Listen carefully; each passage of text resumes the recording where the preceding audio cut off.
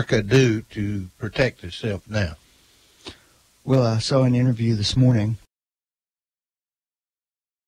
Homeland Security Director Jay Johnson, and he said the American people will never know how many plots that have been thwarted in the last 18 years, and that it was too numerous to recount, but many of them are still classified. But there have been tons of attempts or conspiracies to do similar things that have been halted. So, and they're halted under Bush and Obama, both of them. Sure. And presumably under President Trump.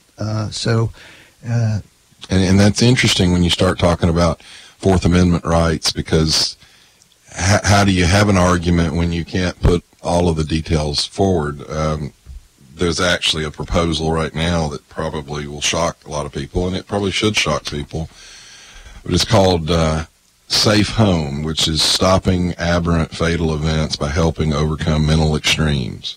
But what they're talking about doing is using technology like cell phones and smartwatches to detect when mentally ill people are about to turn violent. Now, that's not necessarily terrorists, but it's certainly these mass shootings. Well, you know, that's a hard discussion, Fourth Amendment rights versus our safety.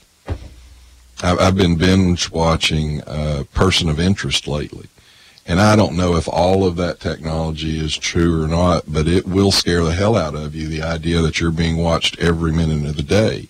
But the show balances that with we're preventing mass attacks. You don't think you're being watched every minute? Yeah, I think I do, but when you watch a television show that highlights every way that you're watching it, and of course the point of this show, and I don't know if you all may know, I would say the show's probably accurate, but the point is that there are computers that can put together composites of all of that video feed.